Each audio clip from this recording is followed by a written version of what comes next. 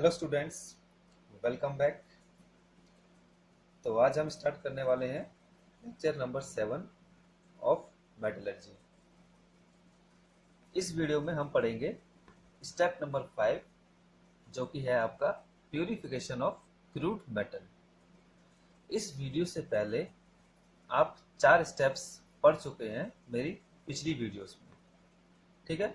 इससे जस्ट पहले जो हमने स्टेप नंबर 4 पढ़ा था, उसमें हमने रिडक्शन की हेल्प से मेटल को प्यूरिफाई किया था, ठीक है। रिडक्शन की हेल्प से हमने प्योर मेटल को ऑब्टेन किया था। तो देखिए, ध्यान से सुनिए, यहाँ पे जो क्रूड मेटल ये लिखा है, ये वर्ड, इसका मतलब होता है कि रिडक्शन की प्रोसेस के बाद जो मेटल आपको मिलता है, ठीक है, तो उस मेटल को हम कहते हैं क्रूड मेटल। क्यों कहते हैं क्रूड मेटल? क्योंकि क्रूड मेटल का मतलब होता है कि जो आपका मेटल है, इसमें कुछ इम्प्योरिटीज अभी भी बाकी है, कुछ इम्प्योरिटीज अभी भी बाकी है। तो ऐसा मेटल जिसमें थोड़ी सी इम्प्योरिटीज रह जाती हैं, इसके बाद रिडक्शन प्रोसेस करने के बाद, तो उस मेटल को हम कहते हैं क्रूड मेटल, ठीक है। तो ये तो हो गया आपका क्रूड मेटल की बात। अब देखिए, हमने रिडक्शन किया, उसके बाद आपको मेटल मिल गया। अब स्टेप नंबर 5 में हम प्योरिफिकेशन कर रहे हैं। तो इसका मतलब जो हमें स्टेप नंबर 4 से मेटल मिला है, क्रूड मेटल, वो 100% प्योर नहीं है, इसीलिए हम प्योरिफिकेशन का स्टेप फाइनली करते हैं। तो देखिए, 100% प्योर नहीं है, इसका मतलब उसमें कुछ इम्प्योरिटीज हैं।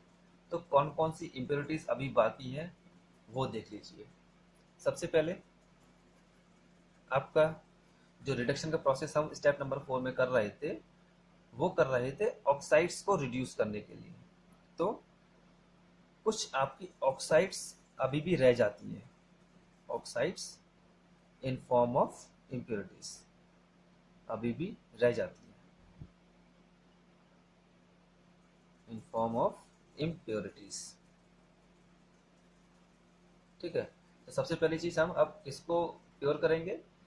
क्रूड मेटल को, जिसमें कुछ पार्ट्स आपका ऑक्साइड्स का अभी भी प्रेजेंट है, ठीक है।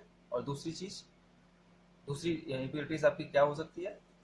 दूसरी इम्प्योरिटी आपकी है नॉन मेटल्स की, नॉन मेटल्स। नॉन मेटल्स आपके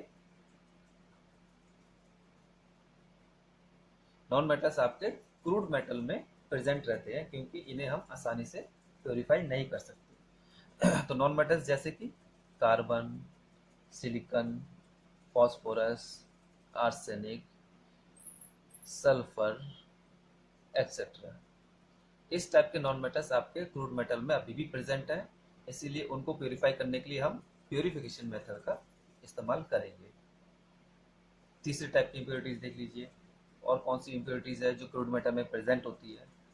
तो वो है आपकी अनवांटेड मेटल्स, अनवांटेड मेटल्स।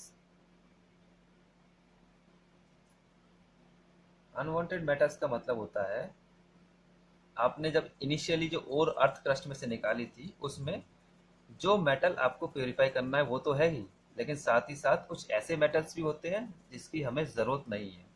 तो वो मेटल्स इन स्टेप्स में, अब तक जो 4 स्टेप हमने किए हैं, इन स्टेप्स को करने के बाद भी हमारे मेटल, क्रूड मेटल के अंदर प्रेजेंट रह जाते हैं। तो उनको रिमूव करने के लिए हमें प्योरिफिकेशन की मेथड की हेल्प लेनी पड़ती है। फाइनली आपका, अब इससे पहले जो वीडियो थी उसमें मैंने बताया था एक टर्म जिसका नाम है फ्लक्स। तो फ्लक्स भी आपका as in the form of impurities crude metal में प्रेजेंट रहता है, ठीक है। तो फ्लक्स को रिमूव करने के लिए भी हमें प्योरिफिकेशन मेथड का इस्तेमाल करना पड़ता है। इसको फ्लक्स का हो या स्लैग का हो, एक ही बात है, ठीक है। फ्लक्स प्लस अदर इम्प्योरिटीज हम कह देते हैं स्लैग। और फ्लक्स क्या होता है? एक रिएजेंट होता है जो कि एज अ इम्प्योरिटी की तरह काम करता है, ठीक है। तो इन दोनों को रिमूव करने के लिए भी हमें प्योरिफिकेशन मेथड का इस्तेमाल करना पड़ता है।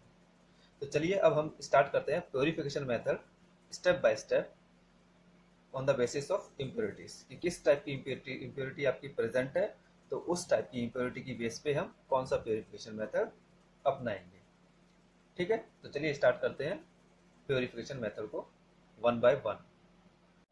तो सबसे पहला प्योरिफिकेशन का मेथड है आपका लिक्वेशन।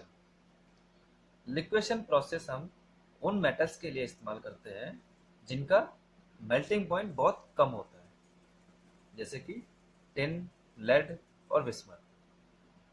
तो देखिए लिक्वेशन प्रोसेस में होता क्या है, हम इन मेटल्स को या जो मेटल्स हमें रिडक्शन के बाद मिले हैं क्रूड मेटल, इनमें थोड़ी बहुत इम्प्योरिटीज भी है। मान लीजिए टिन मेटल हमने प्योरीफाई किया रिडक्शन प्रोसेस के बाद, लेकिन उसमें हमें थोड़ी सी टिन मेटल के साथ साथ कुछ इम्प्योरिटीज भी मिल गई। हम क्या करेंगे, उस क्रूड मेटल को एक स्लाइडिंग, एक इसको मान सकते हो कोई एक मेटल प्लेट है, ठीक है, इसके ऊपर हमने ऊपर रख दिया, यहाँ पे ऊपर की साइड में हमने वो वाला मेटल, क्रूड मेटल यहाँ पे प्लेस कर दिया, केवल ऊपर की साइड पे। अब हम क्या करेंगे, जो नीचे आपने प्लेट लगाई है मेटल की प्लेट, इसको आप गर्म करना स्टार्ट करेंगे। कब तक, जब तक कि आपका मेल्टिंग पॉइंट नहीं आ जाता। ठीक है, मान लीजिए मेल्टिंग पॉइंट आपका कुछ है 80 डिग्री सेल्सियस, 80 डिग्री सेल्सियस पे ये मेल्ट होना स्टार्ट हो जाएगा। तो आप कहाँ तक इसको स्टार्ट कर मेंटेन करेंगे, किस टेम्परेचर पे, 81 डिग्री सेल्सियस पे, ताकि ये मेल्ट हो जाए। ठीक है, जितना मेल्टिंग पॉइंट होता है उससे जस्ट ज़्यादा। 81 डिग्री सेल्सियस पे मैंने इस प्लेट को मेंटेन कर लिया। अब इसके ऊपर जो आपका क्रूड मेटल पड़ा हुआ था वो धीरे धीरे मेल्ट होना स्टार्ट हो जाएगा। जैसे ही वो मेल्ट होना स्टार्ट होगा, मेटल तो आपका मेल्ट होकर सीधे सीधे धीरे धीरे नीचे आ जाएगा, यहाँ पे इकट्ठा हो जाएगा। लेकिन जो इम्प्योरिटीज थी उस मेटल के साथ, उनका मेल्टिंग पॉइंट ज़्यादा है। ठीक है ना, ज़्यादा क्यों है, क्योंकि हम ये प्रोसेस केवल उन्हीं मेटल्स के लिए इस्तेमाल करेंगे जिनका मेल्टिंग पॉइंट लो होता है। अगर मेल्टिंग पॉइंट लो नहीं होगा तो हम इस प्रोसेस को इस्तेमाल नहीं करेंगे, कोई दूसरी प्योरीफिकेशन की प्रोसेस को इस्तेमाल करेंगे। ठीक है, तो यहाँ पे आपका टिन का मेल्टिंग पॉइंट लो था, तो वो धीरे धीरे मेल्ट होकर नीचे की साइड आ गया, और जो इम्प्योरिटीज थी वो आपकी ऊपर ही रह जाती है। ठीक है, तो इस तरीके से हम प्योरीफिकेशन करते हैं, तो उस प्रोसेस को हम कहते हैं लिक्वेशन प्रोसेस। ठीक है, अब इसमें लिखना क्या है देख लीजिए। तो सबसे पहले तो आप ये वाली लाइन लिख लीजिए, the process is for this process is for metals having low melting point. Example में टिन, लेड, बिस्मथ, तीनों में से कोई भी लिख सकते हैं या तीनों लिख सकते हैं। उसके बाद ये प्रोसेस, इसमें होता क्या है, द क्रूड मेटल या impure metal is placed on the sloping earth. Sloping earth, ये जो यहाँ पे मेटल रॉड हमने रखी है जिसके ऊपर हम इम्प्योर मेटल को प्लेस करते हैं, इसको आप स्लोपिंग हर्थ भी बोलते हैं। ठीक है, impure metal is placed on sloping hearth maintained at temperature above melting point of metal। इसका जो टेम्परेचर है वो हम मेल्टिंग पॉइंट से ज़्यादा रखेंगे। किसके मेल्टिंग पॉइंट से, मेटल के मेल्टिंग पॉइंट से ज़्यादा रखेंगे। ठीक है, जैसे ही हम इसका टेम्परेचर मेल्टिंग मेटल के मेल्टिंग पॉइंट से ज़्यादा कर देते हैं, मेटल आपका मेल्ट होना स्टार्ट हो जाता है। Metal starts melting and flows down in the beaker and then collected. Melt melt होकर धीरे धीरे नीचे आएगा बीकर में, यहाँ पे जम जाएगा। ठीक है, उसके बाद हम उसको कलेक्ट कर लेंगे। तो ये आपकी प्रोसेस है लिक्वेशन की। ध्यान से देख लीजिए, समझ लीजिए। अब हम बढ़ते हैं आगे अपनी नेक्स्ट प्रोसेस की तरफ, जिसका नाम है जोन रिफाइनिंग, जो कि काफ़ी इंपॉर्टेंट प्रोसेस है। सेकंड प्रोसेस है आपकी जोन रिफाइनिंग। तो देखिए जोन रिफाइनिंग में प्रोसेस हमारा कैसे काम करता है। जोन रिफाइनिंग का डायग्राम आपका इस तरीके से बनेगा। ठीक है, देखिए इसमें होता क्या है, एक बीकर होता है हमारा। ये क्या है, आपका एक बीकर, जो मैंने पैरेलली यहाँ पे दो लाइन बनाई है, ये एक बीकर को रिप्रेजेंट कर रही है। इस बीकर के अंदर हमने अपना क्रूड मेटल भरा पहले इसके अंदर। ठीक है, क्रूड मेटल को हमने इस बीकर के अंदर रख दिया। उसके बाद सबसे इम्पोर्टेंट अब क्या करेंगे, इंडक्शन कॉइल, ये जो आपको दिखाई दे रहा है यहाँ पे, ये है इंडक्शन कॉइल या मूविंग फर्नेस। ये आपका हीटर की तरह काम करता है, और इसको हम टू एंड फ्रो मूव कराते हैं। ठीक है, कभी एक बार इस तरफ लेके जाते हैं तो वापस इस तरफ लेके, जब इधर पहुंच जाएगा तो वापस इसको हम इस तरफ लेके आ जाएंगे। क्यों करते हैं ऐसा, देखिए ध्यान से। ये जो हीटर है, मान लीजिए अभी हमने प्योर मेटल इसमें भरा है, ये लिक्विड स्टेट यहाँ पे आपको दिखाई दे रही है, जो कि इम्प्योर मेटल यहाँ पे मैंने इंडिकेट किया है लिक्विड स्टेट में। अभी ये नहीं है, अभी क्या है आपका केवल इतना हिस्सा, इसको ध्यान से देखिए। अभी जो हीटर है उसको मैं यहाँ पे लगा रहा हूँ, ठीक है, इमेजिन कीजिए इसको दिमाग में कि हीटर अभी यहाँ पे है। प्योर मेटल आपका जो क्रूड मेटल है हमें फोर्थ स्टेप से जो मिला था रिडक्शन के बाद, उसको मैंने इस बीकर में भरा। उसके बाद यहाँ पे हीटर लगाया। ठीक है, हीटर को मैंने गर्म करना स्टार्ट कर दिया। तो धीरे धीरे क्या होगा, जो आपका इम्प्योर मेटल था इसमें वो पिघलना स्टार्ट हो जाएगा। तो जैसे ही वो पिघलेगा तो जो आपका मेटल जिसे आप प्योरीफाई करने वाले हैं, जो कि प्योर मेटल आपका, वो उस लिक्विड स्टेट में डिसॉल्व नहीं होगा, लेकिन उसके साथ जो इम्प्योरिटीज प्रेजेंट है वो उस लिक्विड स्टेट में डिसॉल्व हो जाएंगी। ठीक है ना, तो यहाँ से हम डिफ्रेंशिएट कर लेंगे कि जो हमारा डिसॉल्व नहीं हो रहा है वो है हमारा प्योर मेटल, और जो डिसॉल्व हो रहा है वो आपकी इम्प्योरिटीज है। हीटर अभी आपका यहीं पे है। ठीक है, ये वाला हिस्सा आपका लिक्विड स्टेट में कन्वर्ट हो चुका है, यानी कि कुछ इस तरीके से आपको अब ये वाला हिस्सा दिखाई देगा। ठीक है, ये सब इमेजिन कीजिए दिमाग में कि यहाँ पे जो अभी हीटर है और जो अभी प्योर मेटल यहाँ पे लिखा हुआ है, ये हिस्सा आपका लिक्विड स्टेट में कन्वर्ट हो चुका है। ठीक है, कन्वर्ट होने के बाद इम्प्योरिटीज आपकी लिक्विड में डिजोल्व हो गई हैं, लेकिन मेटल आपका लिक्विड में डिजोल्व नहीं हुआ है। अब देखिए सबसे इंपॉर्टेंट स्टेप, मैं धीरे धीरे इस हीटर को यहाँ से राइट हैंड साइड की तरफ शिफ्ट करना स्टार्ट कर रहा हूँ। तो क्या होगा, जैसे ही मैं हीटर को राइट हैंड साइड की तरफ शिफ्ट करना स्टार्ट करूँगा, बहुत धीरे धीरे हम शिफ्ट करते हैं। ठीक है, यहाँ पे मैं दिखा रहा हूँ जो मूविंग मेरी उंगलियों की हो रही है, इससे भी बहुत धीरे। मान लीजिए 1 घंटे में कुछ सेंटीमीटर ही ये आगे बढ़ेगा, तो इसकी स्पीड कुछ ऐसी होगी। तो धीरे धीरे जैसे ही मैं हीटर को आगे बढ़ाऊंगा तो जो पीछे का हिस्सा है आपका, जो मेटल पीछे रह जाएगा, वो स्लोली स्लोली मेटल में या सॉलिड स्टेट में कन्वर्ट होना स्टार्ट हो जाएगा। लेकिन जहाँ जहाँ पे हीटर जा रहा है वो हिस्सा आपका लिक्विड फॉर्म में कन्वर्ट होना स्टार्ट हो जाएगा। तो इसका मतलब क्या है कि जो इम्प्योरिटीज है वो हीटर के साथ आपकी आगे की तरफ बढ़ रही है, और जो प्योर मेटल था वो पीछे की साइड रह जाएगा।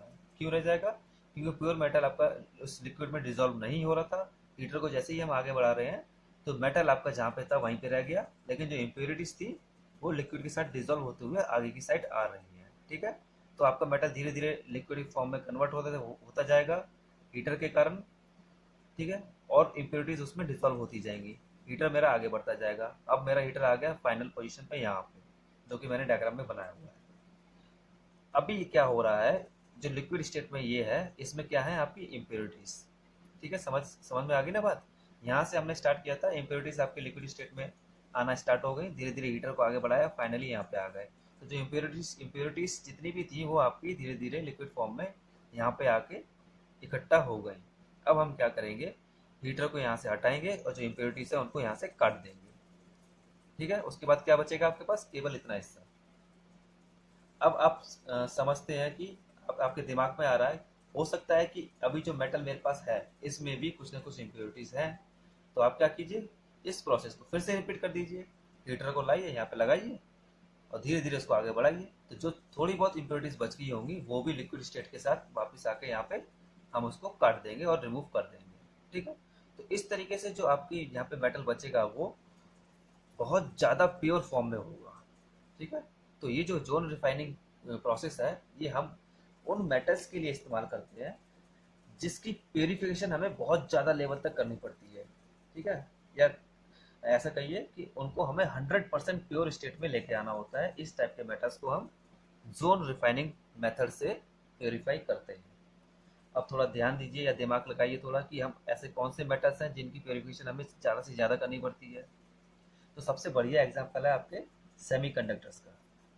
क्यों, क्योंकि सेमीकंडक्टर्स हम इस्तेमाल करते हैं सुपर कंप्यूटर्स में, जहाँ पे हमें बहुत ज़्यादा स्पीड चाहिए होती है और 100% एक्यूरेसी के साथ अपने रिजल्ट्स को देना होता है। तो इस टाइप के जब सॉलिड्स का इस्तेमाल होता है सुपर कंप्यूटर्स में तो वो 100% प्योर भी होनी चाहिए। ठीक है, तो जितने भी सेमीकंडक्टर्स हैं जैसे कि सिलिकॉन, जर्मेनियम, इन सबको हम जोन रिफाइनिंग मेथड से प्योरीफाई करते हैं। चलिए अब इसमें लिखना क्या है वो मैं आपको बता देता हूँ, तो ध्यान से देखिएगा। उम्मीद करता हूँ ये प्रोसेस है वो तो आपको समझ में आ गई होगी। हीटर को हम धीरे धीरे आगे बढ़ाएंगे, लिक्विड स्टेट में आपका मेटल कन्वर्ट होता जाएगा और लिक्विड स्टेट में जो चीज़ होगी वो इम्प्योरिटीज कहलाएगी, और उसको फिर फाइनली हम अलग कर देंगे। और जो प्योर स्टेट में यहाँ पे सॉलिड स्टेट में बच जाएगा वो आपका प्योर मेटल होगा। बस इतनी सी प्रोसेस है, इसको ध्यान रखिए। अब पॉइंट बाई पॉइंट यहाँ पे मैं लिख देता हूँ जो आपको बोर्ड एग्जाम में लिखने पड़ेंगे, तो ध्यान से देखिएगा। सबसे पहले इसमें आप लिख लीजिए this process is for metals which needs to be 100% pure after purification. हम ये प्रोसेस केवल उन मेटल्स को प्योरीफाई करने के लिए इस्तेमाल करते हैं जो हमें 100% प्योर स्टेट में चाहिए होते हैं प्योरिफिकेशन प्रोसेस के बाद। ठीक है, नेक्स्ट आप इसमें लिख लीजिए, this process is based on fact या principle that the metals are insoluble in liquid phase while impurities are soluble। ये मेथड केवल उन मेटल्स के लिए वैलिड है जो लिक्विड फेस में सॉल्युबल नहीं होते। ठीक है, मतलब कि जहां पे आपका हीटर होगा वो पोजीशन आपका लिक्विड फेस होगा और उसमें आपका मेटल सॉल्युबल नहीं होगा, तभी हम उस मेटल को प्योरीफाई कर पाएंगे, अदरवाइज नहीं कर पाएंगे। जो इम्प्योरिटीज हैं आपकी वो उस लिक्विड फेस में सॉल्युबल हैं, इसीलिए लिक्विड फेस में आपका केवल इम्प्योरिटीज आ जाएगा और मेटल्स आपका सॉलिड फेस में चला जाएगा। ठीक है, नेक्स्ट पॉइंट आप इसमें लिख लीजिए, impurities are soluble so they remains in molten phase. वही बात कि इम्प्योरिटीज जो आपकी वो सॉल्युबल होती है, इसीलिए वो मोल्टन फेस में ही रहती है। फाइनली हम उसको यहाँ से अलग भी कर देते हैं। ठीक है, एंड लास्ट इसमें एग्जांपल लिख लीजिए कौन कौन से मेटल्स आप जोन रिफाइनिंग के थ्रू प्योरीफाई करते हैं। Silicon and germanium, both are the semiconductors. मैंने आपको बताया था हम ऐसे मेटल्स लेते हैं जिनकी हमें एक्यूरेसी लगभग 100% चाहिए होती है प्योरिफिकेशन की। सेमीकंडक्टर्स आपके 100% प्योर होनी चाहिए, तभी वो रिजल्ट्स अच्छे से देते हैं, अदरवाइज हम उनको सुपर कंप्यूटर्स में इस्तेमाल नहीं करेंगे। ठीक है, वो 100% प्योर होते हैं, इसीलिए हम उन्हें सुपर कंडक्टर्स में इस्तेमाल करते हैं। चलिए, ये मेथड आपका खत्म हो गया, अब हम आगे बढ़ते हैं अपने नेक्स्ट मेथड की तरफ। तो ये आपका थर्ड मेथड है जिसका नाम है वेपर फेस रिफाइनिंग। नाम से ही आपको पता चल रहा होगा कि हम वेपर फेस में रिफाइनिंग करने वाले हैं। वेपर फेस यानी कि वॉलेटाइल सब्सटेंस हमारा यहाँ पे बनने वाला है। तो इस फेस में या इस प्रोसेस में आप दो मेथड पढ़ेंगे, पहला बॉन्ड प्रोसेस, दूसरा van Arkel de Boer method. Bond process में हम निकल को प्योरीफाई करेंगे। निकल मेटल हमारा बॉन्ड प्रोसेस के थ्रू प्योरीफाई होगा। कैसे होगा अभी मैं आपको बताता हूँ थोड़ी देर में। दूसरा मेथड है आपका van Arkel de Boer method. नाम थोड़ा अजीब है, इसको याद कर लेना, van Arkel de Boer method.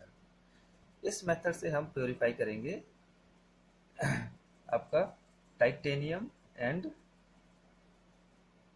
इसमें दो मेटल्स को हम प्योरीफाई करने वाले हैं, पहला टाइटेनियम और दूसरा जिरकोनियम। इन दोनों में से किसी भी मेटल को आप वॉन आर्कल डी बोर मेथड से प्योरीफाई कर सकते हैं।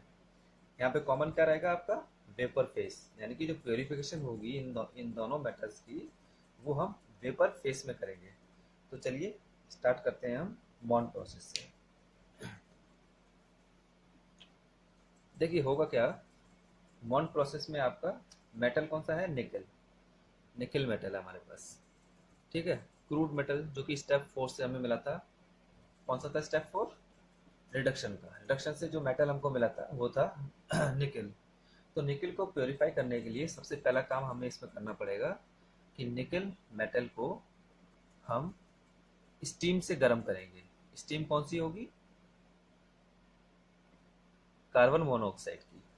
ठीक है, कार्बन मोनोऑक्साइड की स्टीम में हम इस मेटल को गर्म करेंगे। तो क्या होगा, जैसे ही स्टीम में हम निकल को गर्म करेंगे, स्टीम की हेल्प से निकल आपका इस कार्बन मोनोऑक्साइड के साथ मिलके एक कंपाउंड बना लेगा जिसका नाम है निकल कार्बोनिल। निकल कार्बोनिल ये कंपाउंड आपका वॉलेटाइल होगा। क्यों वॉलेटाइल होगा, क्योंकि हमने स्टीम से इसको गर्म किया है, और आपको पता है स्टीम क्या कहते हैं हिंदी में, भाप। और भाप में हमेशा पानी होता है, जिसके कारण जो कंपाउंड बनेगा वो वॉलेटाइल कंपाउंड बनेगा। ठीक है, ये हो गया आपका पहला स्टेप। स्टीम से हमने जो क्रूड मेटल हमें मिला था, ये क्या है आपका crude metal, CRUDE, crude metal. इसको हमने स्टीम की हेल्प से वॉलेटाइल मेटल में कन्वर्ट कर लिया। अब जब ये वॉलेटाइल बन गया, अब नेक्स्ट स्टेप हम क्या करेंगे, इस वॉलेटाइल कंपाउंड को सेकंड स्टेप इसमें होगा आपका, वॉलेटाइल कंपाउंड को हीट करेंगे। ठीक है, हीट कितने टेम्परेचर पे, लगभग 450 केल्विन, 450 केल्विन से 500 केल्विन के आसपास, या 470 केल्विन या 500 केल्विन कह लो। इतना हाई टेम्परेचर पे जब हम इसको हीट करेंगे तो इसमें से क्या होगा, ये कंपाउंड आपका डिकम्पोज हो जाएगा। किसमें, प्योर निकल में। जो निकल कंपाउंड आपको बनेगा वो एकदम प्योर बनेगा। मार्कर को क्या हो गया, प्योर निकल। ठीक है, तो यहाँ से आपको क्या मिल जाएगा, वॉलेटाइल कंपाउंड आपका डिकम्पोज होगा। क्यों, क्योंकि हमने उसको हाई टेम्परेचर पे हीट किया है। यहाँ से आपको मिलेगा nickel plus carbon monoxide gas, जो कि रिलीज हो जाएगी हमारी। ठीक है, तो ये था आपका बॉन्ड प्रोसेस। बॉन्ड प्रोसेस किसके लिए, निकल को प्योरीफाई करने के लिए। अब बोर्ड के पॉइंट ऑफ व्यू से हमको लिखना कैसे है स्टेप बाय स्टेप, वो देख लीजिए। सबसे पहली चीज आप इसमें लिख लीजिए, this method is applied for the purification of निकल। ठीक है, जो मेन चीज है हमारी वो लाइन हमने लिख ली कि ये मेथड आपका निकल के लिए अप्लाई होगा। नेक्स्ट आप लिख लीजिए कि कैसे होगा। निकल when heated in steam of carbon monoxide forms volatile substance निकल कार्बोनिल, निकल कार्बोनिल। ठीक है, जैसे ही हम निकल को हीट करेंगे किससे, स्टीम से, किसकी किसकी स्टीम, कार्बन मोनोऑक्साइड की स्टीम से जब हीट करेंगे निकल को, तो आपका वॉलेटाइल सब्सटेंस बनेगा जिसका नाम है निकल कार्बोनिल। इसके लिए केमिकल रिएक्शन में आप ये वाली रिएक्शन लिख लीजिए, निकल when heated in presence of steam carbon monoxide forms volatile compound named nickel carbonyl। Next point आप लिख लीजिए, the impurities are left behind and volatile compound nickel carbonyl is heated at 450 Kelvin to 470 Kelvin to decompose into pure nickel and releases carbon monoxide gas। ठीक है, जो बात मैंने अभी बताई थी वही चीज है कि जैसे ही आपका वॉलेटाइल कंपाउंड बन जाता है इससे पहले वाले स्टेप में, तो जो आपकी इम्प्योरिटीज होती है वो अलग हो जाती है। बिकॉज इम्प्योरिटीज आपकी वॉलेटाइल फॉर्म में नहीं कन्वर्ट हो पाती हैं, क्योंकि ये लिक्विड में डिजोल्व नहीं होती हैं। ठीक है, नेक्स्ट आपका क्या है, वॉलेटाइल जैसे ही ये कंपाउंड बन गया तो इसको हमने 450 से लेके 470 केल्विन यानी कि बहुत हाई टेम्परेचर पे इसको मैंने हीट किया, वॉलेटाइल कंपाउंड को हीट किया, जिससे क्या हुआ, ये वॉलेटाइल कंपाउंड आपका टूट गया, मतलब कि डिकम्पोज हो गया, या फिर कह सकते हैं हिंदी में टूट गया। वॉलेटाइल कंपाउंड आपका हीट करने पे टूट गया, किसमें, निकल में, और कार्बन मोनोऑक्साइड गैस वहां से रिलीज हो गई। अब ये जो निकल मिला है वो आपका प्योर निकल है। ठीक है, फाइनली जब ये डिकम्पोज हुआ वॉलेटाइल कंपाउंड तो हमें प्योर निकल यहाँ से मिल गया। ठीक है, तो ये प्रोसेस था आपका बॉन्ड प्रोसेस, जिसमें हमने निकल की प्योरिफिकेशन देख ली। अब हम करते हैं अपना next process, van Arkel de Boer method. ये मेथड हमारा इस्तेमाल किया जाता है टाइटेनियम या जिरकोनियम मेटल को प्योरीफाई करने के लिए। ठीक है, तो जो हम इम्प्योर टाइटेनियम एंड जिरकोनियम लेंगे उसको सबसे पहला काम हम क्या करेंगे, हीट करेंगे आयोडीन के साथ। ठीक है, आयोडीन एलिमेंट आप सभी जानते हैं। आयोडीन एलिमेंट की प्रेजेंस में हम हीट करेंगे टाइटेनियम या फिर जिरकोनियम, तो उससे हमारा क्या बनेगा, Mi4। एम क्या है यहाँ पे आपका, या तो टाइटेनियम होगा या जिरकोनियम। यानी कि अगर मैं टाइटेनियम को हीट करूंगा आयोडीन की प्रेजेंस में तो आपका बनेगा TiI4 यानी कि टाइटेनियम आयोडाइड। जिरकोनियम को हीट करूंगा तो ZrI4 यानी कि जिरकोनियम आयोडाइड। ठीक है, ये आपकी केमिकल रिएक्शन हो जाएगी। एम की जगह आप टाइटेनियम या जिरकोनियम को रख सकते हैं। मेटल प्लस आयोडीन हीट किया हमने 870 केल्विन। 870 केल्विन काफ़ी ज़्यादा टेम्परेचर होता है, इसका मतलब हम इसको हाई टेम्परेचर पे हीट करेंगे तब जाके आपका मेटल आयोडाइड बनेगा। ठीक है, अब नेक्स्ट स्टेप देख लेते हैं। इस स्टेप में क्या होगा, Mi4 जो हमारा बना था, Mi4 फॉर्म्ड इस वेपराइजेस लिविंग बिहाइंड इम्प्योरिटीज। जो Mi4 हमारा अभी स्टेप में, पिछले स्टेप में बना, उसको हमने वेपराइज कर दिया। ठीक है, और वेपराइज करते समय क्या हुआ, जो इम्प्योरिटीज थी हमारी वो पीछे छूट गई और आपका Mi4 वेपराइज हो गया, यानी कि गैसियस स्टेट में पहुंच चुका है। अब देखिए, गैसियस स्टेट में जब Mi4 पहुंच गया, फिर हमने उसके साथ क्या किया, Mi4 को डिकम्पोज किया। कैसे डिकम्पोज किया, Mi4 decomposes on white tungsten filament. आप सभी को पता है जो टंगस्टन मेटल होता है हमारा, इसका मेल्टिंग पॉइंट बहुत ज़्यादा होता है। तो टंगस्टन को हमने बहुत ज़्यादा हीट किया, या फिर ये समझ लीजिए कि Mi4 को जब हमने डिकम्पोज किया तो बहुत हाई टेम्परेचर पे इसको हम पहले लेके गए। जो Mi4 गैस आपको मिली, इसको हम 1800 केल्विन, 1800 केल्विन तक इसको हमने हीट किया। किसकी हेल्प से, टंगस्टन की हेल्प से, क्योंकि ये जो मेटल है आपका काफ़ी हीट हो जाता है लेकिन मेल्ट नहीं होता। तो जैसे ही हमने टंगस्टन की हेल्प से इस गैस को हीट किया, तो ये गैस डिकम्पोज हो गई किसमें, मेटल में प्लस आयोडीन गैस में। मेटल जैसे ही जो आपका था वो टंगस्टन के ऊपर आपका डिकम्पोज हो गया, यानी कि मेटल अपनी प्योर स्टेट में हमें टंगस्टन के ऊपर मिल गया, और जो आयोडीन गैस थी वो रिलीज हो गई।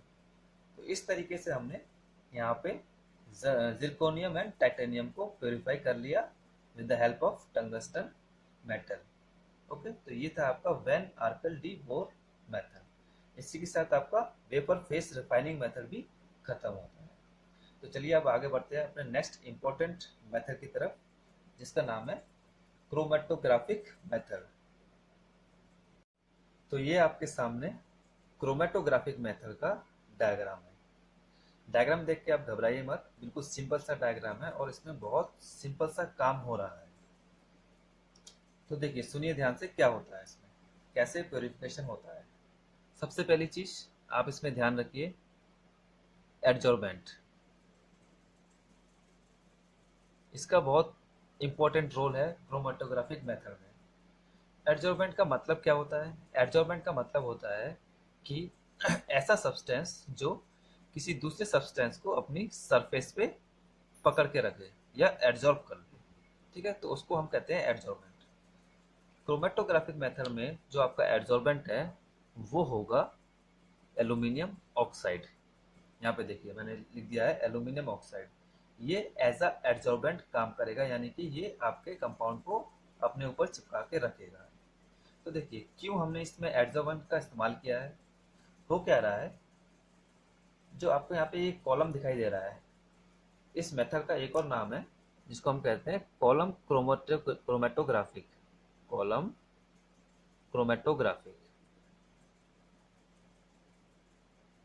Chromatographic method. ठीक है, तो कॉलम क्रोमेटोग्राफिक मेथड का नाम क्यों पड़ा, क्योंकि हमने इसमें कॉलम का इस्तेमाल करते हैं। ये ट्यूब है, इसको हम कहते हैं कॉलम। तो कॉलम में इसमें क्या हो रहा है, हमने एक मिक्सचर लिया। कौन सा मिक्सचर, जिसे हमें प्योरीफाई करना है। जो मिक्सचर है वो हमने कहाँ लिया, कॉलम के अंदर डाल दिया। ठीक है, जैसे ही आप मिक्सचर से इस कॉलम को भर देंगे, उसके बाद आप क्या करेंगे, इसमें एडजॉर्बेंट ऐड कर देंगे। ठीक है, एडजॉर्बेंट को इसमें ऐड कर देंगे। एडजॉर्बेंट कौन सा लेंगे, Al2O3। इसको आप कॉलम में ऐड कर देंगे। साथ ही साथ यहाँ पे आप एक और सब्सटेंस ऐड करेंगे जिसको कहते हैं हम इलुएंट। ठीक है, ये एक लिक्विड है जो एज अ सॉल्वेंट की तरह काम करेगा। मीन्स जब मिक्सचर आप इसमें डाल दोगे और एडजॉर्बेंट भी जब इसमें डाल दोगे, उसके बाद इलुएंट को इसमें डालोगे, ताकि जो आपका मिक्सचर है वो इस इलुएंट में डिजोल्व होना स्टार्ट हो जाए। तो ये हमारा एज अ सॉल्वेंट की तरह काम करेगा। ठीक है, जैसे ही आप इलुएंट को इस कॉलम के अंदर डालना स्टार्ट करोगे, आपका मिक्सचर इलुएंट के साथ डिजोल्व होके सॉल्यूशन बनाना स्टार्ट कर देगा। सॉल्यूशन जैसे ही बनेगा, उस समय ये एडजॉर्बेंट काम करना स्टार्ट करेगा। Al2O3, एल्यूमिनियम ऑक्साइड, ये क्या करेगा, जैसे ही आपका यहाँ पे सॉल्यूशन बन जाएगा, एल्यूमिनियम ऑक्साइड इस मिक्सचर में से अलग अलग कंपाउंड्स को एडजॉर्ब करना स्टार्ट करेगा। लेकिन एडजॉर्ब करने की जो एक्सटेंट है, एब्जॉर्ब करने का जो एक्सटेंट है, एक्सटेंट का मतलब जानते हैं ना कि कितना एब्जॉर्ब किया, तो ये एल्यूमिनियम ऑक्साइड केवल उतना ही एब्जॉर्ब करेगा जितना ये कर सकता है। मतलब कहने का सीधा सीधा ये है, मिक्सचर में क्या होगा, आपके कंपाउंड्स कई सारे होंगे, मान लीजिए कंपाउंड 1, कंपाउंड 2, कंपाउंड 3, इस टाइप से आपके कंपाउंड्स इस मिक्सचर में हैं। हमें इन तीनों कंपाउंड्स को प्यूरिफाई करना है। तो एड्जॉर्बेंट क्या करेगा, इसकी क्षमता है कंपाउंड 1 को एब्जॉर्ब करने की, मान लीजिए 20%, इसने केवल 20% इसको एब्जॉर्ब किया। कंपाउंड 2 को इसने कर लिया 40% एब्जॉर्ब। ठीक है, ये डिपेंड करेगा केमिकल नेचर का कि कैसा आपका कंपाउंड है और एड्जॉर्बेंट उसको कितना एब्जॉर्ब कर सकता है। मान लीजिए जो थर्ड कंपाउंड है उसको इसने एब्जॉर्ब कर लिया 60%। ठीक है, या इसको ले लो आप, ये कितना हो गया 60, तो ये हो गया आपका 40%। ठीक है, या इसको 30% ले लो और इसको 50% कर लो। ये है आपका अलग अलग एक्सटेंट कंपाउंड्स को एब्जॉर्ब करने का। एल्यूमिनियम ऑक्साइड ने कंपाउंड 1 को 20% एब्जॉर्ब किया केवल, कंपाउंड 2 को 30% एब्जॉर्ब किया, कंपाउंड 3 को 50% एब्जॉर्ब कर लिया। तो ये अलग अलग एक्सटेंट है एब्जॉर्ब करने का, इसकी वजह से आपको इस कॉलम के अंदर वेरिएशंस दिखाई देंगे। मीन्स सबसे नीचे आपको कुछ अलग टाइप का सॉल्यूशन दिखाई दे रहा होगा, उसके ऊपर कुछ अलग टाइप का सॉल्यूशन दिखाई दे रहा होगा, उसके ऊपर कुछ अलग टाइप का। इसीलिए मैंने यहाँ पे ए बी सी तीन वेरिएबल के नाम दे दिए हैं। ए का मतलब यहाँ पे एक ए टाइप का सॉल्यूशन है, बी का मतलब यहाँ पे कोई बी टाइप का सॉल्यूशन है, यहाँ पे सी टाइप का सॉल्यूशन है। ये अलग अलग टाइप क्यों बना, क्योंकि इसमें जो एडजॉर्बेंट था उसने मिक्सचर को एडजॉर्ब करना स्टार्ट किया, लेकिन अलग अलग एक्सटेंट पे एडजॉर्ब किया। यहाँ पे ज्यादा एडजॉर्प्शन हुआ है, यहाँ पे कम, यहाँ पे उससे भी कम। या फिर उल्टा भी देख सकते हो इसको, सबसे कम एडजॉर्प्शन आपका सी में हुआ है, उससे थोड़ा सा ज्यादा एडजॉर्प्शन बी में कर लिया, उससे ज्यादा एडजॉर्प्शन ए में कर लिया। अब देखिए एडजॉर्प्शन हो गया।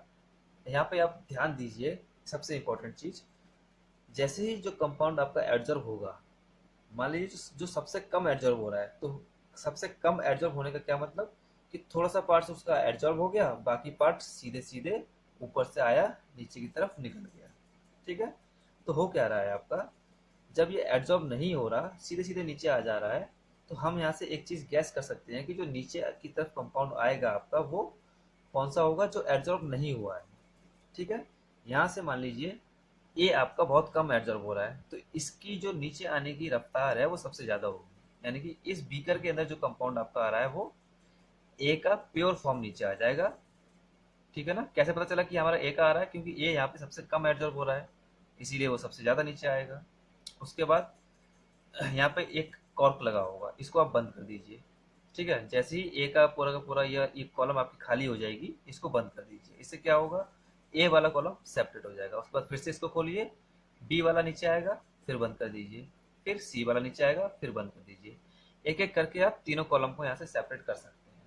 ठीक है, ये आपको विजुलाइज हो जाएंगे, अलग अलग कलर आपको दिखाई देने लगेंगे, आप इजीली इनको सेपरेट कर सकते हैं कॉर्क को खोल के। ठीक है, तो यहाँ पे जो मेन रोल किसका था प्योरिफिकेशन में, एडजॉर्बेंट का। जो अच्छे से एडजॉर्ब कर लेगा उसको तो ऊपर रख लेगा, लेकिन जो एडजॉर्ब नहीं हुआ है वो नीचे आ जाएगा और हमें उसका कलर अलग दिखाई देगा, इसीलिए हम उसको डिस्टिंग्विश कर सकते हैं। ठीक है, तो ये था आपका क्रोमेटोग्राफिक मेथड का डायग्राम। अब इसको लिखना कैसे है वो देख लीजिए। सबसे पहला पॉइंट आप लिख लीजिए, this method is based on extent of adsorption of different metals या कंपोनेंट्स। जो सबसे इंपॉर्टेंट चीज है वही हम यहाँ इसमें फर्स्ट पॉइंट में लिखेंगे कि आपका जो एडजॉर्बेंट है वो कितने अमाउंट तक हमारे कंपाउंड को, कंपोनेंट्स को या मेटल को एडजॉर्ब करता है। इस पे ये वाला पूरा का पूरा मेथड आपका डिपेंड करता है, इसी पे आपका ये मेथड बेस्ड है या डिपेंड करता है। ठीक है, सेकंड चीज, कौन सा एडजॉर्बेंट हम इस्तेमाल करते हैं, Al2O3 is used as adsorbent in the stationary phase. मैंने आपको डायग्राम में दिखाया था कि स्टेशनरी फेज था, उसमें जो एडजॉर्बेंट हमने डाला था वो था Al2O3। थर्ड पॉइंट में आप लिख लीजिए इलिवेंट के बारे में, जो हम ऊपर से सॉल्वेंट की तरह जो डाल रहे थे, सबसे ऊपर जो आपका बीकर के अंदर रखा हुआ था वो था eluent. Eluent is used as solvent in mobile phase. Mobile phase क्यों का, क्योंकि वो मूवेबल था, धीरे धीरे मूव कर रहा था। उसके बाद आप देखिए सबसे इंपॉर्टेंट चीज थी, different coloured bands are observed. हमने देखा था A B C different bands हमारे बन गए थे, जिसके कारण हम इजीली उसको डिस्टिंग्विश कर पा रहे थे और फिर सेपरेट कर दे रहे थे। Different colour bands are observed due to difference in the extent of adsorption and hence are separated one by one। क्यों डिफरेंट कलर के बैंड्स बन रहे थे? क्योंकि जो एडजॉर्प्शन का एक्सटेंट था वो अलग अलग था हर किसी कंपाउंड के लिए, ठीक है। और उसके बाद हम वन बाय वन तीनों को सेपरेट कर रहे थे। लास्ट में आप लिख लीजिए कि ये मेथड हम इस्तेमाल किस मेटल्स को प्यूरिफाई करने के लिए करते हैं। It is used for metals which are available in small quantities like lanthanides। हम ये मेथड केवल उन मेटल्स को प्यूरिफाई करने के लिए इस्तेमाल करेंगे जो बहुत स्मॉल अमाउंट में अवेलेबल होते हैं, जैसे कि हमारा लैंथेनॉइड सीरीज। लैंथेनॉइड सीरीज की जितने भी मेटल्स हैं वो बहुत कम अवेलेबल होते हैं और फिर उन मेटल्स को हम क्रोमेटोग्राफिक मेथड के थ्रू प्यूरिफाई करते हैं। तो चलिए, ये था आपका क्रोमेटोग्राफिक मेथड। उम्मीद है समझ में आ गया होगा आपको। अब लास्ट एक इम्पॉर्टेंट मेथड और देख लेते हैं, उसके बाद आपका ये प्यूरिफिकेशन का टॉपिक खत्म हो जाएगा। इलेक्ट्रोलाइटिक रिफाइनिंग, ये मेथड आपका इलेक्ट्रोलिसिस प्रोसेस पे डिपेंड करता है। मीन्स इलेक्ट्रोलिसिस का प्रोसेस इसमें होगा। देखिए करेंगे क्या, जिस किसी भी मेटल को हमें प्योरीफाई करना है, ठीक है, यानी कि जो मेटल आपका इम्प्योर फॉर्म में है उसको आप एनोड की तरह बिहेव कराएंगे। मीन्स मान लीजिए कॉपर को मुझे प्योरीफाई करना है, तो मैंने इम्प्योर कॉपर को क्या किया, एनोड की तरह बिहेव करा दिया, यानी कि एनोड पे उसको लगा दिया। अब मुझे प्योर फॉर्म में क्या चाहिए, इम्प्योर कॉपर है, तो ऑब्वियस सी बात है कि मुझे प्योर फॉर्म में कॉपर ही चाहिए, कॉपर को ही मैं प्योरीफाई कर रहा हूँ। तो मैं प्योर कॉपर की जो मेटल प्लेट है उसको मैं कैथोड पे लगा दूंगा। ये आपके पहले से आपके पास है जिसको मैंने लगा दिया है। अब देखिए यहाँ पे हम क्या करेंगे, जो सॉल्यूशन है आपका वो हम लेंगे जिस किसी भी मेटल को प्योरीफाई कर रहे हैं उसी का सॉल्ट। जैसे कि यहाँ पे कॉपर को प्योरीफाई कर रहा हूँ तो कॉपर सल्फेट जो कि कॉपर का एक सॉल्ट है उसको मैंने एज अ इलेक्ट्रोलाइट यहाँ पे ले लिया, ठीक है। जैसे ही मैंने ये सेटअप बना दिया उसके बाद मैं इसको बैटरी से कनेक्ट कर दूंगा, ठीक है। जैसे ही मैं बैटरी से कनेक्ट करूंगा इसमें करंट पास हो जाएगा, यानी कि सर्किट आपका कंप्लीट हो गया, इसमें करंट पास होना स्टार्ट हो गया। तो जैसे ही आपका करंट पास होगा, जो इम्प्योर कॉपर है ये आपका ऑक्सीडाइज रिड्यूस होना स्टार्ट हो जाएगा, ठीक है। सॉरी, ये आपका ऑक्सीडाइज होना स्टार्ट हो जाएगा। ऑक्सीडाइज क्यों होगा, क्योंकि जैसे ही करंट पास होगा तो इस पे जो कॉपर का इम्प्योर फॉर्म में अभी कॉपर है, लेकिन कॉपर के कुछ ना कुछ पार्टिकल्स इस पे हैं, वो आपके ब्रेक हो गए इस सॉल्यूशन में गिरना स्टार्ट हो जाएंगे। कैसे ब्रेक होंगे ये पार्टिकल्स, एनोड पे। तो देख इसमें लिख लीजिए आप, एट एनोड क्या हो रहा है हमारा एनोड पे, जो कॉपर के पार्टिकल्स हैं वो ऑक्सीडाइज हो रहे हैं। तो यानी कि कॉपर आपका यहाँ से कॉपर आयन में कन्वर्ट हो रहा है, Cu2 पॉजिटिव आयन में कन्वर्ट हो रहा है और 2 इलेक्ट्रॉन्स को रिलीज कर रहा है, ठीक है ना। यहाँ से जब कॉपर टूटेगा तो वो कॉपर आयन में कन्वर्ट हो जाएगा और इलेक्ट्रॉन्स को रिलीज कर देगा। ये हो रहा है आपका एनोड पे। साथ ही साथ देखिए जैसे ही यहाँ से कॉपर टूटता है तो ये जरूरी नहीं है कि 100% जो कॉपर टूटा है वो आपका आके इस मेटल प्लेट से जुड़ जाए। कुछ कॉपर आपका इस सॉल्यूशन में भी रहेगा और यहाँ से कुछ इम्प्योरिटीज आपके टूट टूट के भी गिरेंगी, जो यहाँ पे एज अ एनोड मड की तरह सेटल डाउन हो जाएंगी, ठीक है। जो इम्प्योरिटीज यहाँ पे सेटल डाउन हुई हैं उनको हमने नाम दे दिया एनोड मड। अब देखिए कैथोड पे क्या हो रहा है, कैथोड के लिए भी यहाँ पे लिख लीजिए आप, एट कैथोड क्या हो रहा है, रिडक्शन हो रहा है किसका, कॉपर का। जो कॉपर आयन यहाँ पे बन रहे हैं आपके, वो कॉपर आयन आके इस पे चिपक जा रहे हैं, ठीक है। ये वाले कॉपर आयन C2 पॉजिटिव, इन्होंने क्या किया, इलेक्ट्रॉन लिया इलेक्ट्रोलाइट से, जो नीचे से इसका सॉल्ट इलेक्ट्रोलाइट था उधर से इसने इलेक्ट्रॉन्स लिए और आके ऊपर चिपक गया इस प्लेट पे। किस फॉर्म में चिपका, कॉपर फॉर्म में। तो ये जो कॉपर फॉर्म यहाँ पे आके चिपकी है इस प्लेट पे, ये आपका क्या है, प्योर कॉपर, ठीक है ना। आया कहाँ से, इम्प्योर कॉपर से आया, पहले इलेक्ट्रोलाइट में गया उसके बाद आके प्योर मेटल प्लेट पे चिपक गया। तो इस तरीके से हमें कॉपर की प्योरिफिकेशन हम यहाँ पे कर रहे हैं और हमें प्योर कॉपर मिल रहा है, ठीक है। तो ये था आपका प्रोसेस इलेक्ट्रोलाइटिक रिफाइनिंग का, बहुत सिंपल प्रोसेस है, इलेक्ट्रोलिसिस पे बेस्ड है। इसमें लिखने के लिए कुछ भी नहीं है, केवल आप यही लिखिए, डायग्राम बनाइए और at anode and cathode. Anode पे क्या हो रहा है वो लिख दीजिए, कैथोड पे क्या हो रहा है वो लिख दीजिए। एनोड से आपका इम्प्योर मेटल जो है वो आयंस में कन्वर्ट हो रहा है, और कैथोड पे वो जो आयंस इम्प्योर मेटल के थे वो वापस प्योर फॉर्म में मिल रहे हैं आपको। ठीक है, तो इसमें अब लिख लीजिए कि ये मेथड यूज कौन कौन से मेटल्स के लिए होता है। तो इसमें लिख लीजिए last line, it is used for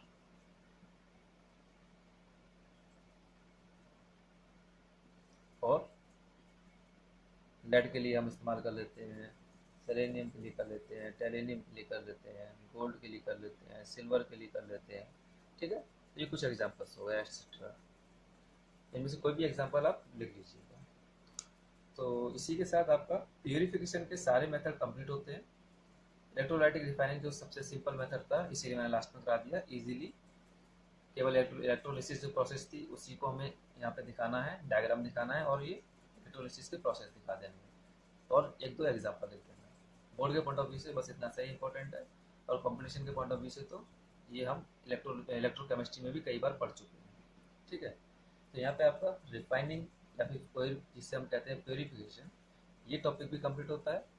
अब हम इसके आगे के टॉपिक्स को नेक्स्ट वीडियो में कवर करेंगे, जो कि है आपका थर्मोडायनेमिक मेटलर्जी या फिर थर्मोडायनेमिक प्रिंसिपल ऑफ मेटलर्जी। काफ़ी इंपॉर्टेंट टॉपिक है ये भी, तो इसको भी जरूर पढ़िएगा, जरूर देखिएगा इसका वीडियो भी। इसमें हम एलिंगम डायग्राम के बारे में डिस्कस करेंगे। तो चलिए, अगर आपको अभी से पढ़ना है तो किताब की हेल्प ले लीजिए, अदरवाइज मेरे नेक्स्ट वीडियो को ध्यान से देखिएगा। तो चलिए, मैं ये वाला वीडियो यहीं पे समाप्त करता हूँ। तब तक के लिए bye bye and take care.